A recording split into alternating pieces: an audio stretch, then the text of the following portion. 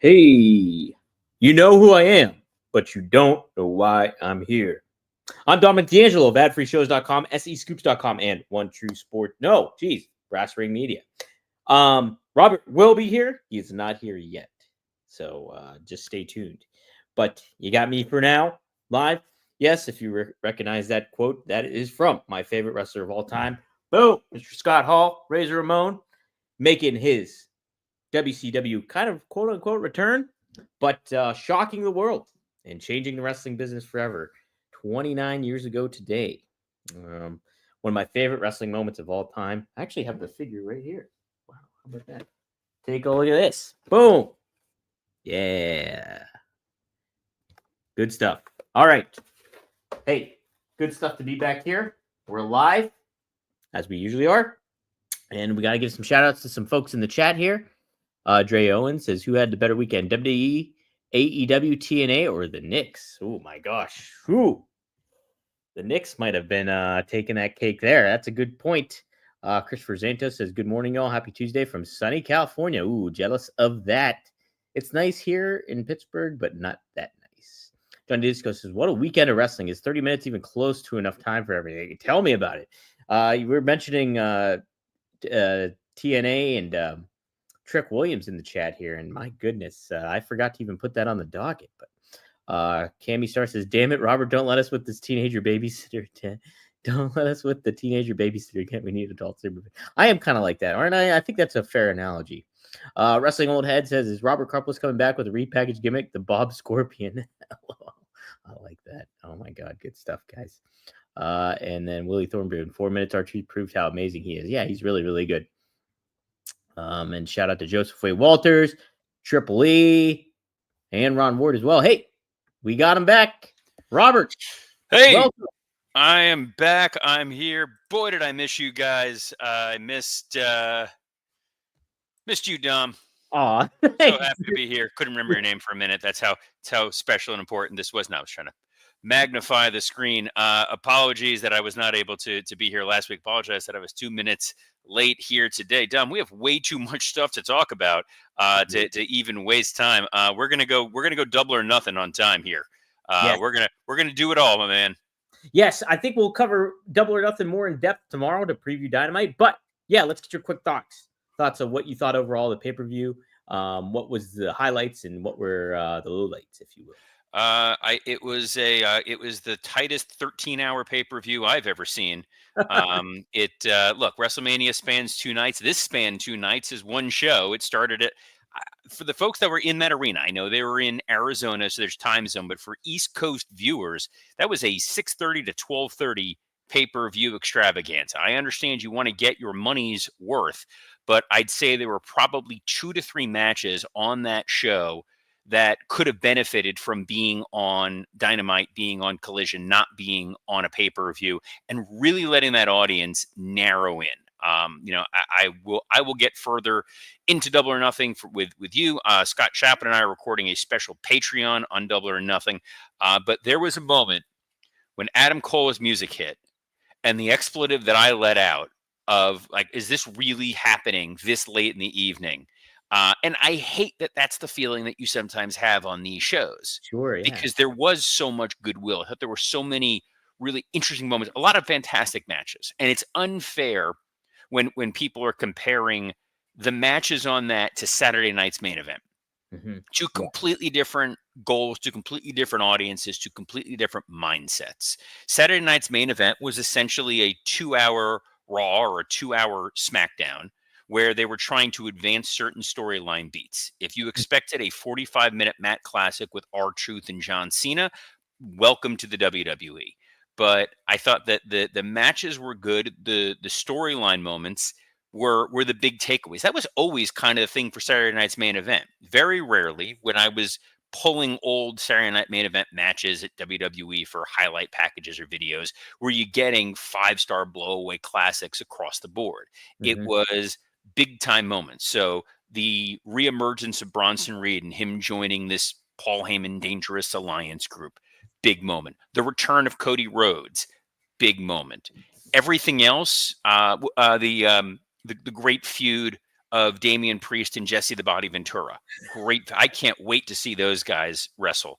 Ventura is just, as Ric Flair would say, he's all the way live. Yes, he is. But And it's refreshing, even if it's like it doesn't feel like completely in the WWE zone or ecoscape of it all. He's refreshing to have on the product, I think, in a lot of ways. Yeah. We'll, like I said, we'll talk more about Double or Nothing tomorrow. we'll talk deeply into Double or Nothing. I think the biggest takeaway for me from it, and it's one that I've been ruminating on, and I'm still, the main event, they went the wrong way. And I'm sure, and I have not looked at what the internet, I was kind of in my own little bubble of family time. So I did not get a chance to talk to anybody, even text with you guys about it. I thought the main event was excellent with Ospreay and Paige. Were there a couple moments like the table collapse, whatever, where you're like, these things happen. But it felt like an epic main event. It felt like a big moment. But it really feels like they whiffed on pulling the trigger on Will Ospreay. I think that part of it is Tony's a little gun shy. I think part of it is a little bit of backstage politicking maybe going on there. Hangman is not a bad choice. Ospreay was the better choice. Yeah, there's certainly an argument to be made for Ospreay, I think, for sure. And I think he can make a good case for Hangman at the same time too. But yeah, we'll talk about more of that tomorrow. I think Hangman will be fine, but I just think Ospreay was the right fit. And guys, speaking of the right fit, see, it's been like a week and change. We're already back smooth into here. We're gonna talk about the perfect gene. Let's be real, guys. Most jeans weren't made with you in mind, especially if you're a bigger guy with some meat on your bones. You'll flip through a dozen pair of jeans at the store to find maybe a handful in your size. I was at, it's going to sound like a douchebag moment, and that's fine. I was at Saks over the weekend. I happened to have been looking for some pants. I was looking at, number one, the price of jeans have gone insane. They literally had jean shorts with rhinestones on them. I don't know who that's for, guys, in 2025. That's not what I want. I want a nice, comfortable pair of jeans that's going to fit properly. I want a couple different fits and a couple different washes. I want a waist size that's going to fit me properly. And that's why I just stick with my perfect jean. And for a limited time only, our listeners are going to get 15% off their first pair, plus free shipping at theperfectgene.nyc, or just Google The Perfect Gene and use code Rumor15 for 15% off. This is the best part of this, guys. You're going to get that free shipping and free returns and free exchanges. You get it, you try it on. If there's anything about it that you're like, I wish it's a little tighter, a little looser, a little longer, a little shorter, whatever that may be, you send it back to them. They're going to get you exactly what it is that you want, and you're going to get 15% off your first order, plus that free shipping, free return, and free exchange when you use code Rumor15 at checkout. That's 15% off for new customers at theperfectgene.nyc with promo code Rumor15. After your purchase, they'll ask you where you heard about them. Please support our show and tell them we sent you. Marcus your khakis and get the perfect gene. See this knee? This knee is covered by the perfect gene. Get it right here, baby. If I was wearing pants right now, I would show you that, but I'm not. I'm in basketball shorts at the moment. But that's it. Once this is over, I'm gonna go for a quick afternoon run in 95-degree heat. It'll be white hot.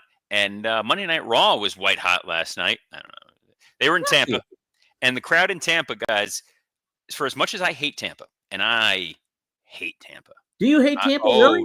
That's why my best friends live in Tampa. I hate Tampa because Tampa, on top of just being just the worst. And my wife's family was from St. Pete, so I'm really threading a needle here. It's where everyone in the state of Florida has to take the bar exam in one place, and it's at the Tampa Convention Center. And the thought of just stepping back into that building again is enough for me to break out in hives. Wow. So for that reason and that reason only, I will impugn the entire Tampa region, which is going to include Clearwater. It's going to include St. Pete Beach, all of them. To hell with you all. This is why my friend, one of my best friends, Dave Coffin, I never see him because Tampa. It's far. Actually, my daughter is literally there right now. Really? She's there for a mock trial competition. Yes. And they were like, "Do you want a chaperone?" I go, "Where is it?" They're like, "Tampa." No, I'm good. But that's where Monday Night Raw was last night, Dom. And what an episode! Yeah, Robert. Seth Rollins kicked it all off with his new faction that is unnamed. but color coordinated. Can We we got. name this damn group already? I know, right? What's By the way, why it's not the Dangerous Alliance, I don't understand. No, it's And what I love about this group, we're it's good to be back. We're off the rails. We're yeah, good. yeah. That's What I love about this group is you can just tell it's Paul gets to pick whoever he wants at this point. yeah, It's just who do I want to work with? I don't care if it makes narrative sense. I don't care if Bronson Reed murdered Seth Rollins. We'll figure it out in post. And you've got Rollins who's sort of in this Triple H Ric Flair mold that he's the guy who can wrestle anybody. He's the best wrestler. He's flashy. He's the champion. Perfect. You got Braun Breaker, who's very much the future, but he's also the Arn Anderson enforcer. He's got the Goldberg explosiveness to him. There's a little bit of that Brock Lesnar-y mix within him. Hopefully nobody's trying to, sex traffic with him, so we're okay there. And then Bronson Reed, I mean, they literally gave Paul Heyman Vader. yeah, basically, right? This is so well done, but you're waiting for the other inevitability, which it's got to be Becky. Yeah, you think, right? It's got This feels like, for those of you younger fans, when DX was going through their evolution, through their machinations, they didn't immediately put the Outlaws with the new version, with the Triple H and X-Pac version. Like they waited several weeks before the Outlaws officially were members of DX, but we kind of all knew, all right, you're all part of the same group. It's the vibe I'm getting here, where Becky is going for the Women's Intercontinental title. They're bringing up her husband. You know that Rollins has creative control when they're bringing up your hot husband, and she's not even disputing it. Like both of them are contractually required to say well, you've got your hot husband. I know my husband is hot. I don't know why I'm doing accents. Man, it's I'm ready for it, Robert. Also, I hate. Can we ban Joseph Wade Walters for life? He just wrote "younger fans?" DX was almost 30 years ago. I don't need your age shaming here. Wow, that's hurtful, Joseph Wade Walters. If I could, it is. It does make me feel very, very old. I do like that the wrestling old head wants to call them the Rollins Band. that's not bad. That's not bad. Are you a Henry Rollins fan?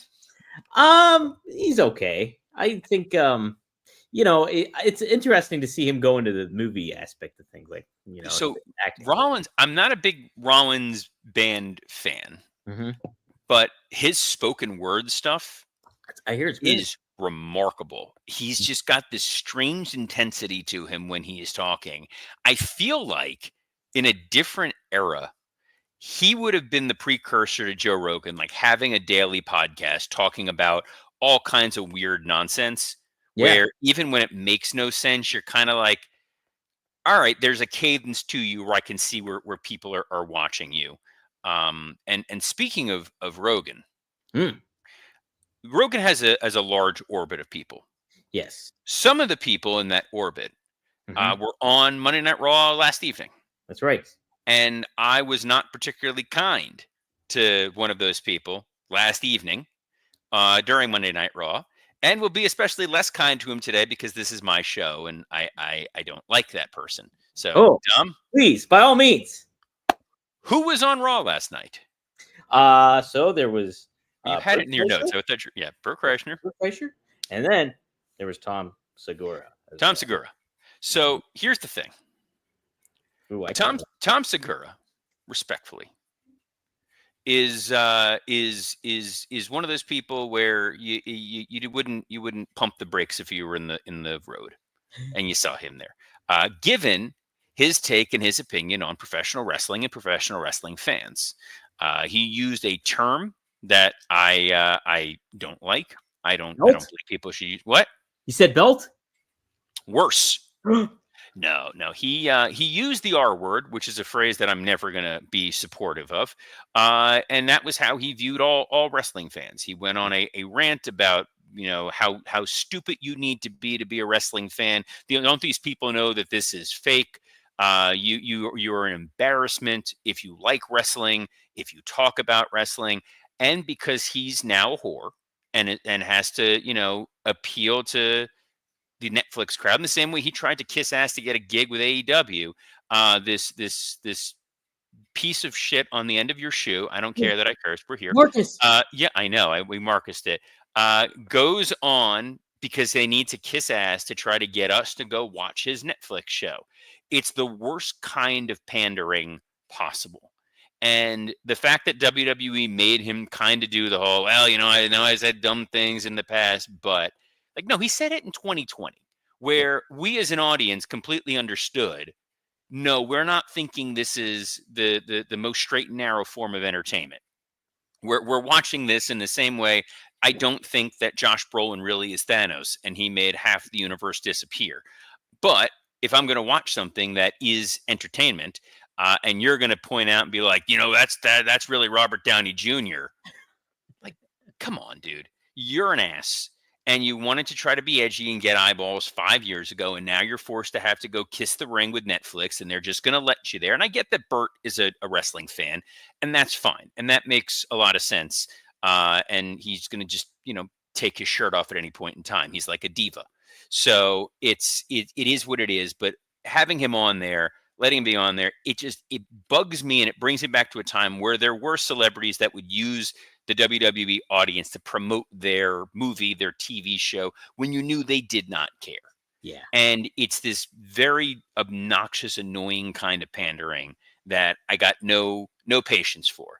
I think that Tom Segura is an absolute limp dick piece of crap. And speaking of limp dicks, I wanted to talk, but go ahead.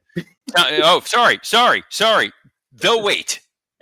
Blue Chew knows they're coming. Yes. Oh, hey. Tom? Look, Tom Segura is not funny whatsoever. If you had to put me up against Tony Hinchcliffe and Tom Segura, I think I'd kill the crowd more than they would. And I'm not a comedian. I'm not funny at all. This guy. Well, I'm not. So hold on. So I'm not necessarily saying that Tom Segura is unfunny in general. I am. And you're entitled to your opinion. I don't think Tony Hinchcliffe is funny in the slightest.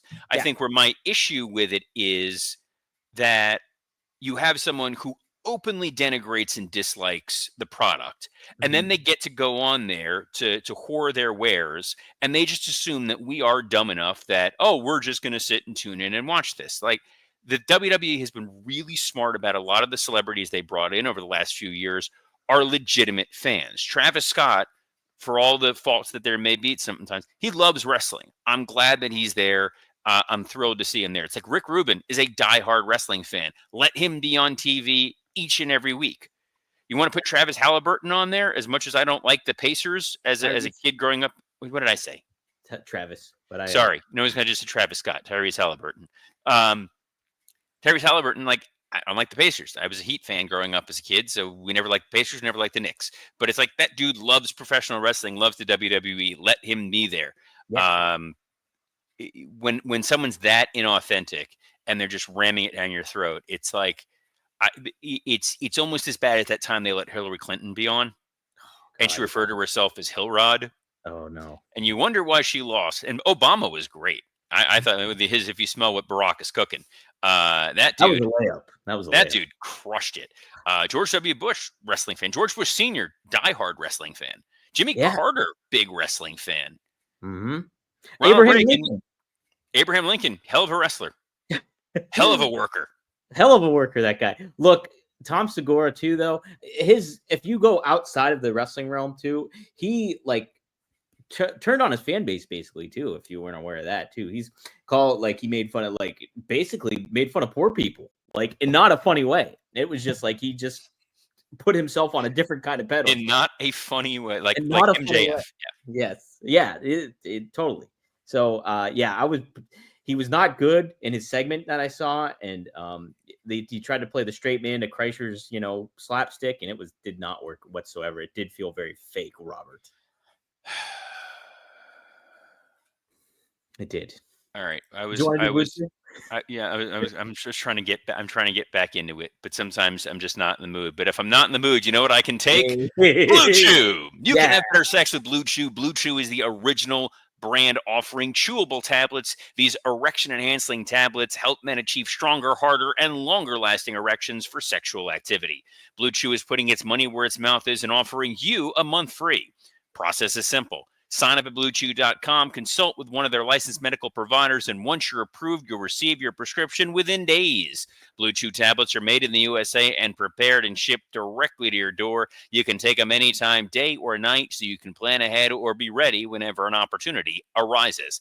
The best part, it's all done online. No visits to the doctor's office, no awkward conversations, and no waiting in line at the pharmacy. Dominic Mysterio needs those chicken tendies to be ready, but you need to make your life easier by getting harder and discover your options at BlueChew.com. We've got a special deal for our listeners. Try your first month of Blue Chew free. Visit BlueChew.com for more details and important safety information. And we thank this episode of Rumor and Innuendo. Yes. Thank you, Blue Chew. Hey, did we What? have to? We had to be thankful for When Worlds Collide upcoming too, and they promoted it a little bit too early, maybe, Robert. Yes. Look. Apparently, El Hijo de Vikingo is going to beat Alberto Del Rio. That's the indication we got. Michael Cole promoted the match between him and Chad Gable upcoming at When Worlds Collide on June 7th. Is it June 7th? Or whatever it is. Yeah, whatever. The good news is Gable ain't going to remember because Penta dropped him on his face. My God. This is why El Grande Americano needs a metal plate in his mask. That's exactly it, man. He should. That's who Chad Gable should speak to. Actually, is El Grande Americano. Get some intel on that. That may be the byproduct of getting dropped on his head. He may start having conversations with El Grande Americano. But hell of a match. I love these triple threat Money in the Bank qualifiers. Me too. Me too. The beauty of them is you're giving these guys a reason to wrestle without necessarily having an underlying storyline. There's an incentive, there's an outcome, and if you're Dragon Lee, you're wrestling like there's no tomorrow. And he did too. Holy smokes, he was all over the place. Got Pat McAfee to Marcus on air too. Nonetheless, it was wild. But yeah, I and to your point, Robert, these Money in the Bank qualifiers, they are fun because it's like you have notable names like mixing it up in there, and so there adds that element of like, oh wait, who is going to win this necessarily? Like I can't really make a full blown prediction on stuff, and that adds a fun aspect to it, I think too. So, hey, we also had a little bit of Rusev Day going up against Tozawa, and then him ultimately looking like he's going to be in a feud with Sheamus. What do you think of that there, Robert? Yeah, I think that's an interesting first real feud for Rusev. I mean, Rusev and Sheamus, certainly what's old is new again. Yep. But the League of Nations colliding. Well, you suggested the core, though. I did, and Wade Barrett responded, so we're good. Would have loved to have seen a return of the core, but yeah, this is a fine feud for Rusev. It's a great way to ease him back in and give Sheamus something to do. Sheamus is 47 years old. What? Yeah, that's wild to me. That is kind of. But he's also a dude that you can beat 100 times out of 100, and he'll still keep coming back, kind of like Sami Zayn. Yes, Sami Zayn did come back here, and he ended up being in the main event here, going up against Seth Rollins and Finn Balor. And I thought this was a well-orchestrated match here, Robert. Fun main event, and the finish made sense and furthered the story, almost what you were talking about, what they did with Saturday night's main event. Yeah, I thought this was a strong main event. It was a great opportunity to further the Dom Finn tension with the way that he put the chair in the ring and what's going to happen there. Jey Uso getting the pep talk into Sammy's ear, and then Karrion Kross trying to put those little seeds of doubt in Sammy's mind, which I think is kind of interesting, that the idea of you're never going to be world champion, it almost maybe makes me, not that they're going to necessarily do it, but it would have been interesting if Sammy did win Money in the Bank and if he decides to try to cash in on Jey. Yeah, wow. See that, which is his friend. But you got a Jey Uso interference in the match. You got the post-match CM Punk stuff. Seth in the Money in the Bank match certainly makes it interesting because you can utilize Bronson Reed, you can utilize Braun Breaker to help Seth win that briefcase. So I'm good with it, Dom. Are you all right too? We didn't really touch upon this. Cody Rhodes making his return and ultimately looking like he's tagging with Jey Uso to go up against Cena and Logan Paul. But that means Cody Rhodes is not going to be in the Money in the Bank qualifier match, and he was your early prediction to make, or hope, I guess. He was. That was where I was hoping, but sometimes they don't take my booking advice. So what the hell do they know? But yeah, I think in their mind they thought we need to give you other attractions for Money in the Bank, and a star-studded tag team match. Logan Paul and John Cena as a team is certainly attractive on a poster, and letting Jey Uso team with Cody Rhodes is an interesting call. So here we are. Here we are, Robert. Face to face, couple of silver spoons. There was a face to face too we didn't get to talk about, but we did talk about Jey Uso. We didn't talk about Gunther. What did you think of that exchange? I thought it just further clouded what's going on with Gunther here and what they're doing. Yeah, right? What? Oh, sorry, we're talking about a Gunther promo at this point. Yes, that dude is just like twisting in the wind, directionless. Right. It felt like the Pat McAfee feud was designed for him to murder Pat, and instead it's about respect. But then he didn't respect Jey Uso the next night, and then he's here. They're cutting the same promo over and over. I don't know what's going on.